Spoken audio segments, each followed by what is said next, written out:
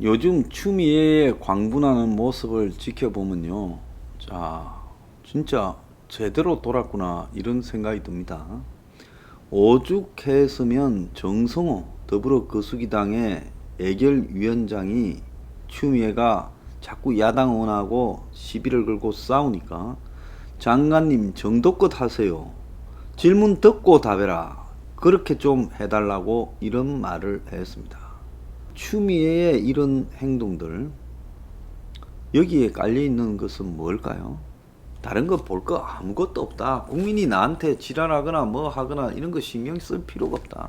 이 나라는 어차피 갈려있는 나라고 나는 거기에 한쪽을 택했고 내가 여기에서 문한테만 신임받으면 무슨 짓을 하더라도 나머지 사람들이 저건 어차피 나한테 욕하는 거고 그냥 내 편만 날 지지하면 되는 거다.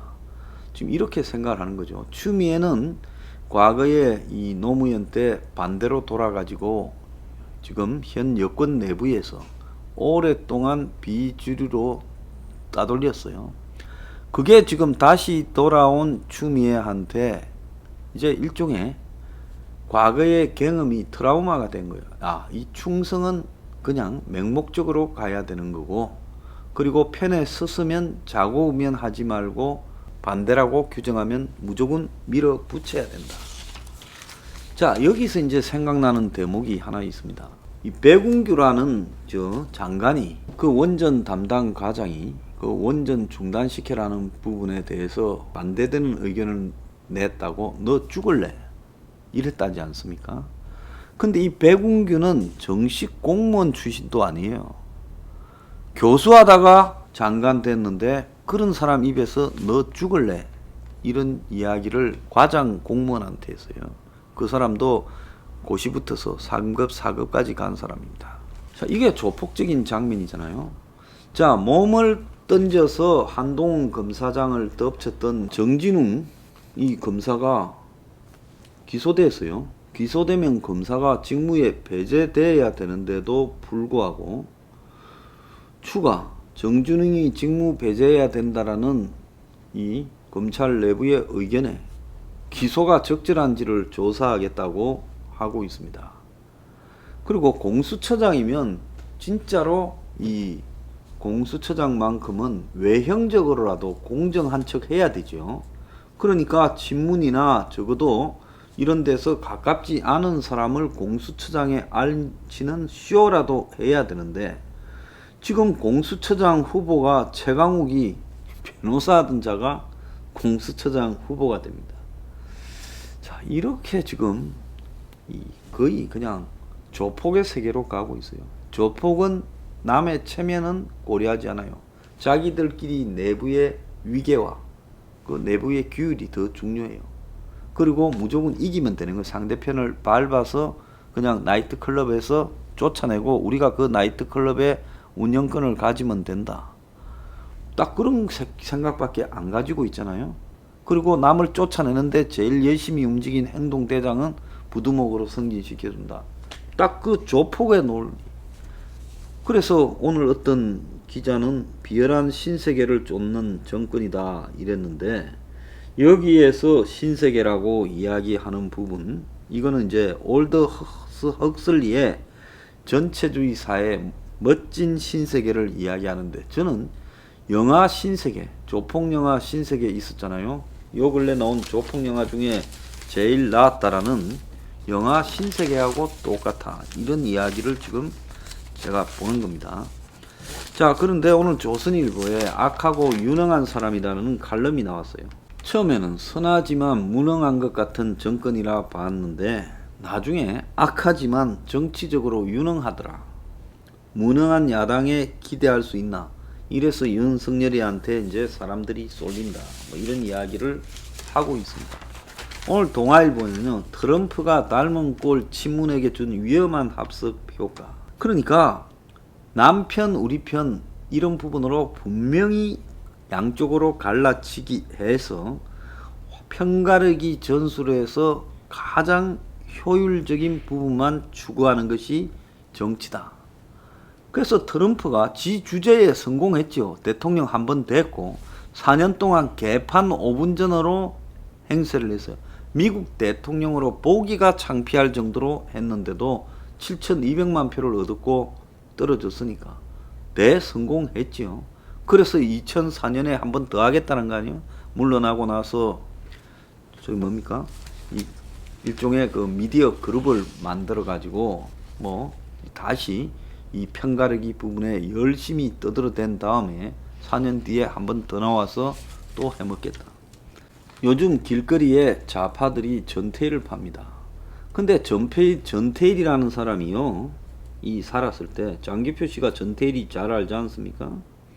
노동 조건이 엄청 열악하던 시대였지요. 말도 못했습니다. 그래서 이 노동법이라는 게 없을 정도로 그야말로 거의 한 달에 한나절도 제대로 쉬지 못하고 하루에 15시간, 16시간씩 재봉틀을 청계천에 그 봉제 공장 열악한 환경에서 돌립니다. 그래서 거기서 열심히 살아가던 한 청년이 이 노동 조건이 열악한데 항의를 해서 분신을 했어요.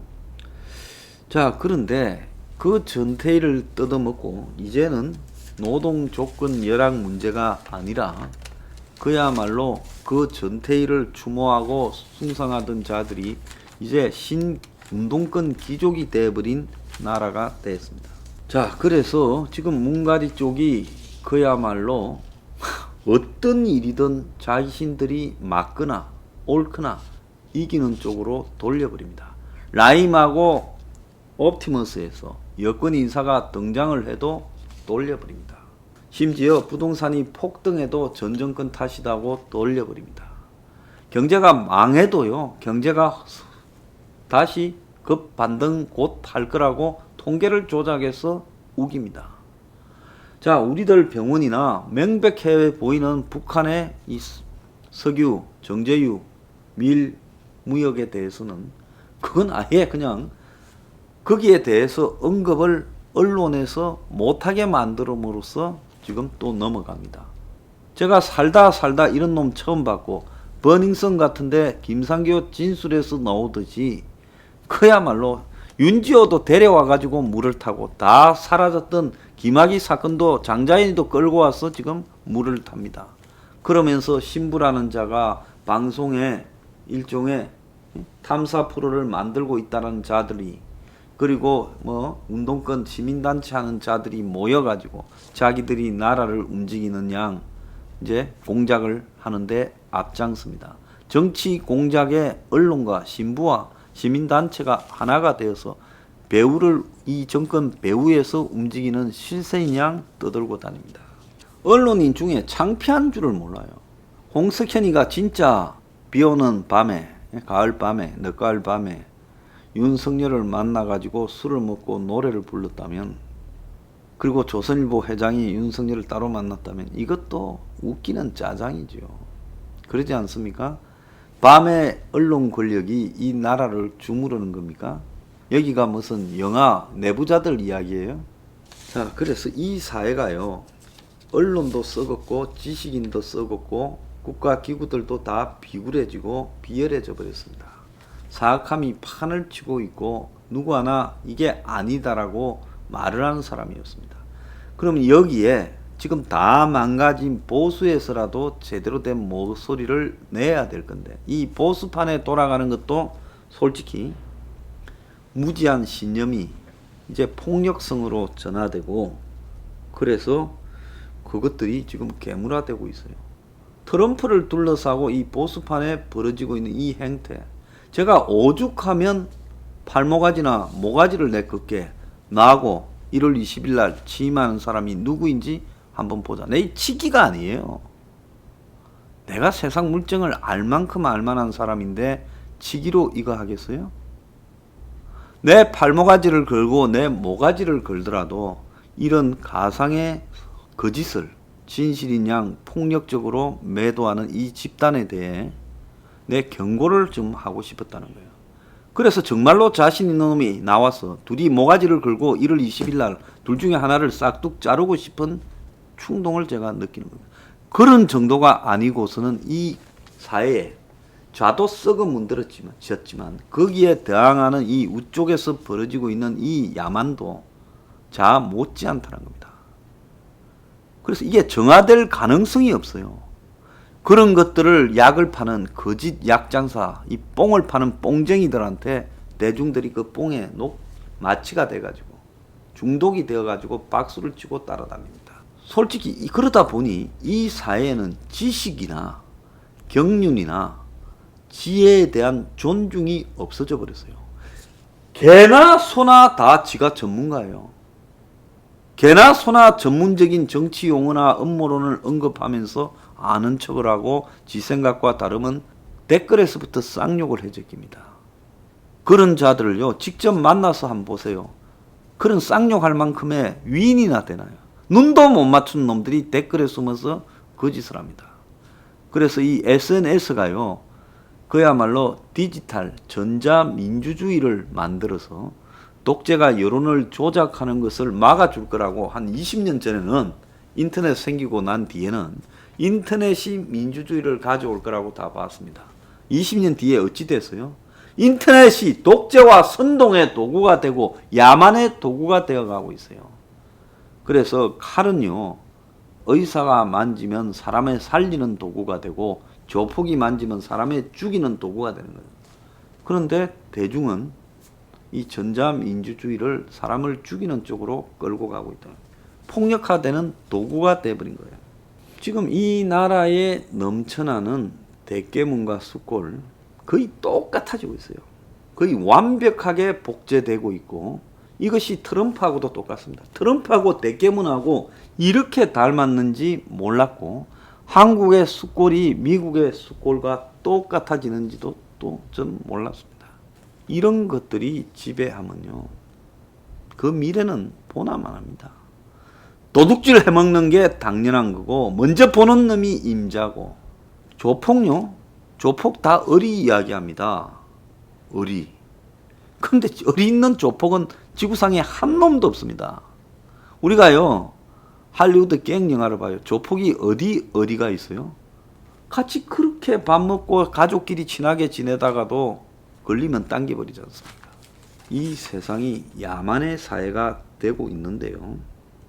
이 무지한 사람이 이게 신념이 되고 그 무지가 신념을 가지면서 폭력이 탑재되면 이게 괴물이 되는 겁니다. 저는 정말로요 국민들이 지금 이 이념 부분에서 냉정하게 자신을 바라볼 계기를 만들지 않으면 대한민국은 이제 국민들이라는 괴물 때문에 민주주의가 불가능해지는 사태가 벌어지는 쪽으로 가고 있다고 생각합니다.